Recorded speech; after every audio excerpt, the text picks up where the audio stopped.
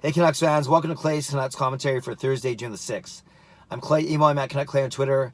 I'm at Clay Emo on Instagram. I'm the founder of the GLCPC, the Good Looking Canucks Positivity Club. And this is my Canucks take, all in one take. I'm going to talk about a few things really quickly today. My experience at the season ticket member seat relocation event last night. I want to talk about the potential of Nikita Tryamkin's return to the Canucks, and also a couple other names being bantered around in Canucks media. All right, so let's go. Let's talk about. Some of you guys may have seen my my posts on Twitter yesterday. I was at my annual Canucks season ticket member seat relocation event. Basically, we get a chance to go around after a very brief presentation. We get to go around and, in essence, commit to the same seats that we had last season, or to look around other potential seats.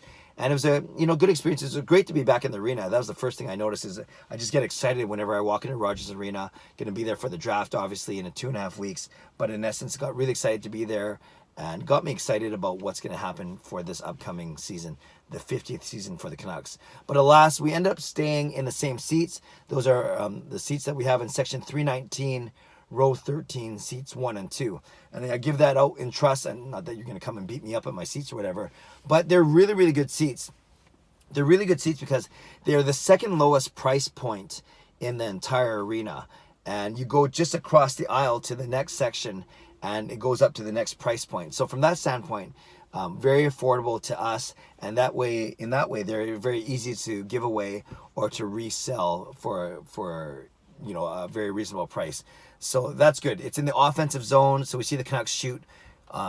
We shoot on the opposing team for the first and third periods. We don't get to see them for overtime and shootout, but hey, you beggars can't be choosers, I guess. So we get to see at least the Canucks play on offense for the first and third periods.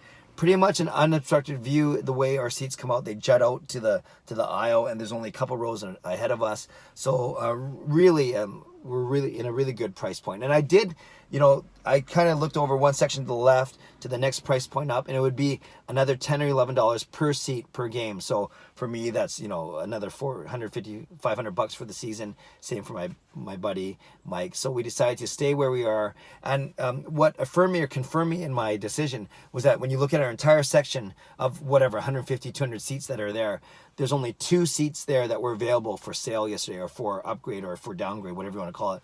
2 seats available for selection. So presuming that all those seats are sold to season ticket members, we obviously are in a very good section, given that, like I said, 99% of the seats were accounted for and already already held by season ticket members. So all to say, if you're looking for tickets throughout the season, I always talk about this, talk about the games I'm going to, the games I'm not going to. I have a list at the start of the season that I put together once I decide which games I'm going to. So if you're interested in tickets, make sure you just stay and follow this vlog, because once in a while I will talk about when I have games for sale, and we sell them for a very, very reasonable rate. Okay, so all in all, I ended off with a tweet saying I'm excited to watch Pedersen, Besser, Horvat, and Hughes from the same seats in section 319. That video, just a quick 25-second video, got 3,000 views on it. So I think either people were bored last night, or they're just excited about the Canucks as I am. So that's topic number 1. Number 2, a lot of talk in the last 2 days about the potential return for defenseman Nikita Tryamkin from the KHL back to the Vancouver Canucks. And my friend Lego Rocks 99, Lego Rocks Gaming, Gio, he also covered this very well in his video from yesterday. I encourage you to go check out his video. And what stands out to me is the level of interest that there is in Nikita Tryamkin. We know that he left the Vancouver Canucks at the end of the 2016-2017 season, played 65, 66 games in that season, had 9 points, -7, but a very inconsistent, no, actually I wouldn't say inconsistent, but very unspectacular season. Played third pairing minutes, and he left because of those third pairing minutes. He wanted more minutes. He wasn't sure about Travis Green, then said some goofy things about the city smelling like weed all the time. And I think maybe his girlfriend at the time wasn't enamored with the city. Whatever it was, it left a bitter taste in some fans' mouth. A lot of for other fans, they're just, oh man, this is a potential top 4, certainly a third pairing, if not a second pairing D-man who is left shot, who can play the right side.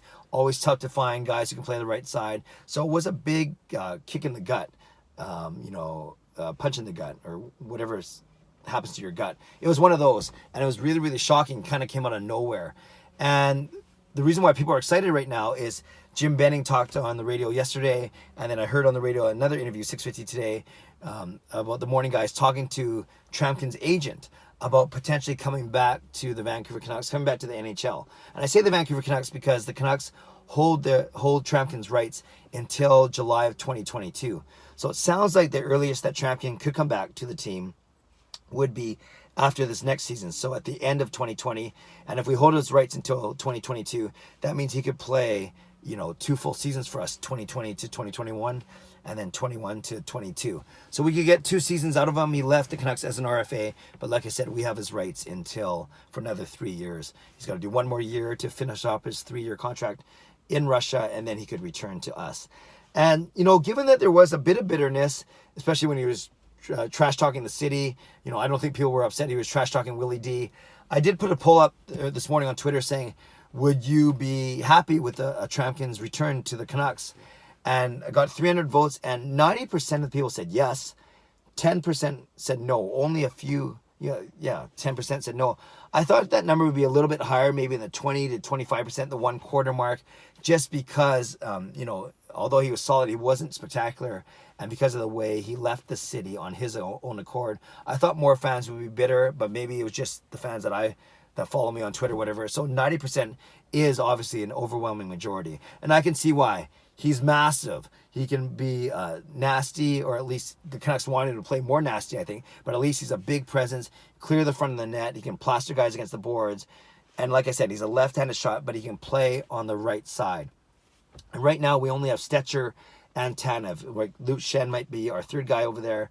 But, obviously Tryamkin would play ahead of Luke Schenn if Schenn's still here at the end of next season.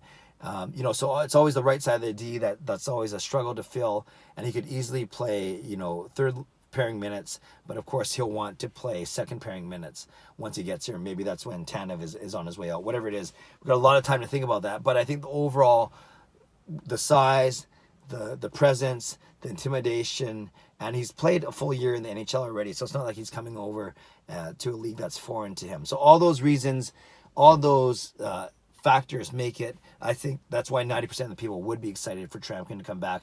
And, we'll see if Godolman's still on the team if Tryamkin comes back. Obviously, Willie D will be gone. I mentioned Godolman because that was his best friend on the team for obvious reasons. And let's just see if he has a change of heart. When he comes back, he'll be 4 years or 3 or 4 years more mature.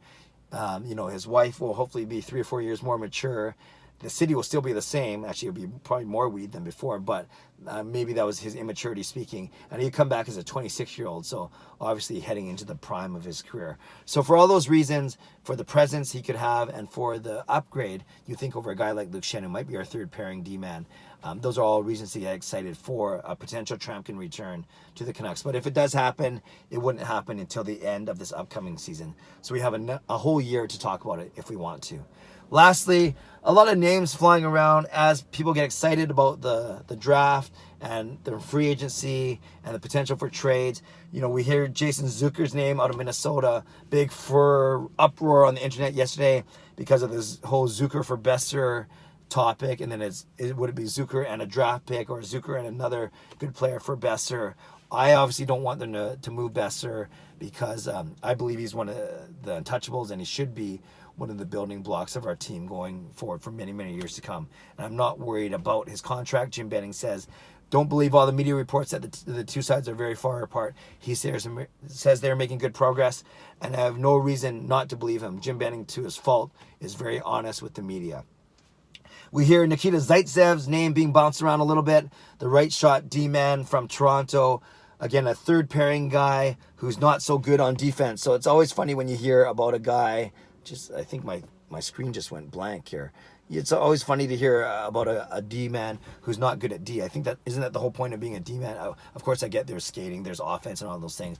So I'm not sure how those rumors are going to go. Also, Harman Dial, Boy Genius, put a great article on The Athletic talking about guys that the Canucks could go after as RFAs, as offer sheet potential. And he talked about doing the double offer sheet for Johnson and Kapanen out of Toronto. That was kind of interesting. He talked about going after Burakovsky from Washington.